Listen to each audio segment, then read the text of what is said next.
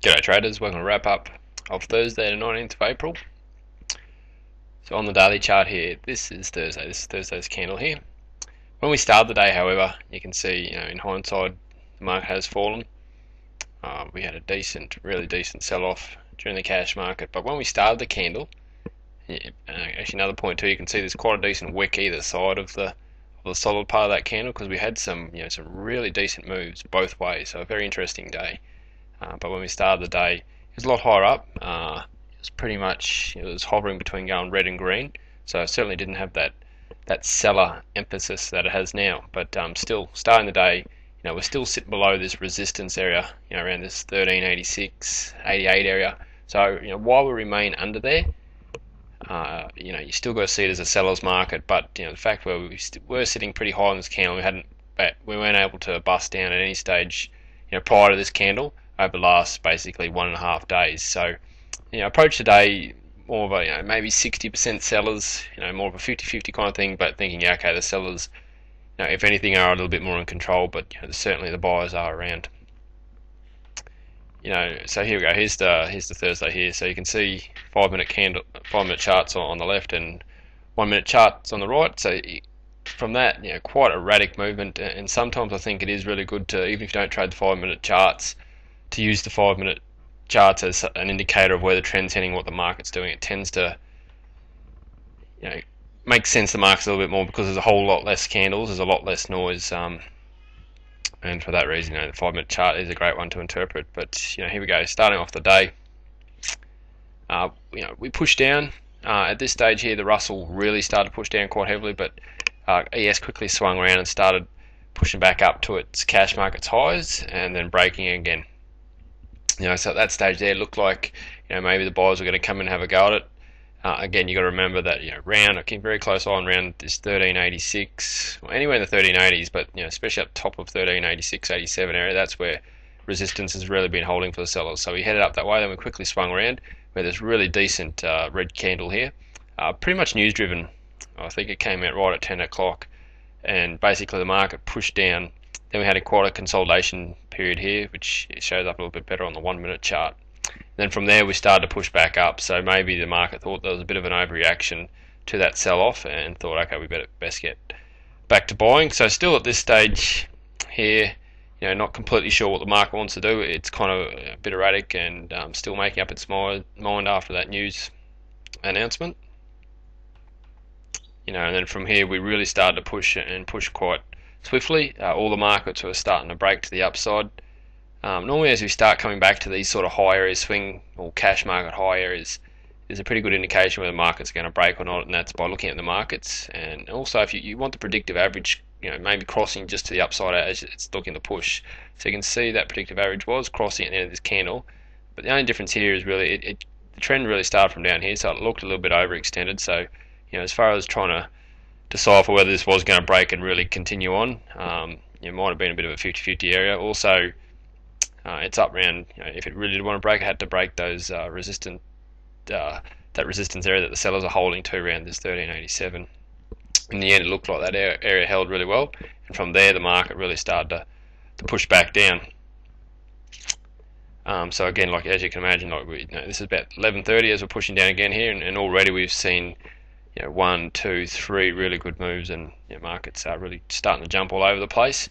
Still thought the buyers were around it and might have another go, and when we started to get this little push up here, and you can see the moving averages, pretty much from about 10:30 onwards, since that news announcement was sticking to the upside, we had this predictive average crossover here, and we got a 5-minute buy, and the 5-minute buy didn't come right at the top of this candle, where it sometimes can be overextended and get a bit of a pullback. So the actual the 5-minute sell came at the end of this candle here. So I thought, as far as entry goes, it's pretty good because it's kind of just dropped off that little swing high there, and a great spot for it to launch and go again for the highs. It really did have some momentum on the upside. So this particular 5-minute buy, even though it basically in an instant it was stopped out, at the time it looked like a pretty good area. In saying that, as soon as it did fail, and when you see great areas like that fail, it really takes some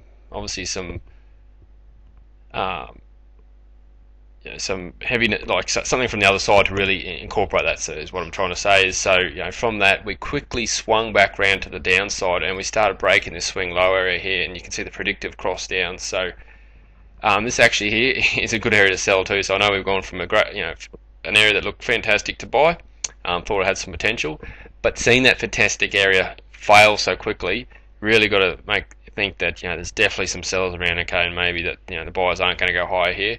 And it came to this little swing low area pretty quickly, and it was becoming quite evident, and all the other markets were breaking as well, that now it was going to start breaking down again. I thought an area around here was potentially a good area to sell off after seeing that that buy, which was a good area, fail. From there, we started pushing down and looking like it wanted to go down and break these cash market lows again. So again, it's approaching the area here, so pretty hard to get on there because you haven't got any pressure. You can see the predictive averages crossed back up around here somewhere, so you want it to come down, form a bit of a shoulder, and they'll go again. So there's two areas here that I thought was potential to sell, looking for the retracement, so maybe pop back. The gap was up around here somewhere, so I would have liked to have seen it maybe, and also pop back to this little bit of a swing low here. So I thought selling up around 1378 area was a good spot for the sellers to relaunch and go again, because it was becoming quite evident at this stage that the sellers were going to have a real go at it. Didn't quite retrace that much, but then you can see from there it started breaking down again, and we've got a predicted average crossing down here again. So potentially selling around this area as well would be also a great move, and from there it pushed lower. So an opportunity for some points there, that's for sure. Then we had this little bit of a retracement again, came back, and then on the downside away she went again, and from there had quite a decent sell off. Then as we're moving down through this stage here, it becomes more and more difficult, I guess, to get on the sell side, because the sellers are strong, but as this market becomes more and more overextended, you just wonder how long these sellers are going to last. But certainly on the day, as far as daily goes, these sellers have still got plenty of room to potentially go, and we might see some sellers again on Friday. But then just to finish off the day, we got this bit of a rebound, maybe some sellers taking their profit for the day. But anyway, that's the 5-minute chart. Let's have a look at the 1-minute chart just really quickly. So we've got this pretty erratic movement you can see in this morning. It's kind of hard to decipher some of this. I think until the market started breaking up here, that was when I really started to think that this is when the buyers were coming in. You can see the yellows turn that market around really quite nicely there. The purple in this area here has worked. So normally after a 10-point trend, look to take the first pullback power point. So this one's gone 1, 2, 9 ticks exactly. Then pull back to the grey. So also the grey, the second pullback from the yellow, sometimes it works quite well, but not so much after you see a purple win. So we're seeing these greys work less when the purple does win, which in this case the purple did win. So we're seeing the grey fail. Then we push back up. This is this buy area we're potentially looking at, where the market just turned around on the spot. So once you see the sellers breaking, some sort of power fade or something like this, is always an option on the downside. This power point here as well. So here this is where we've broken down, looking to break down through the cash market lows. Then we had a bit of this consolidation period. Then we broke down again, then formed another shoulder. So this power point here, I thought had a fair bit of value, especially with this sideways period here. So we've certainly got a resistance here. So the market looked pretty set to hold somewhere around this power point and then push low again, which is exactly what it did. And you can see a lot of pressure on the downside there, and then we've had this little bit of bounce in the afternoon. So quite a bit of action on this particular Thursday, plenty of opportunities. The market certainly is going both ways at the moment, which is fantastic to see. That's because we've got these sellers well and truly in play now, and we're well and truly off the cash market highs, so we'll continue to see this sort of action. So that's a wrap up for Thursday, and I shall speak to you guys Friday.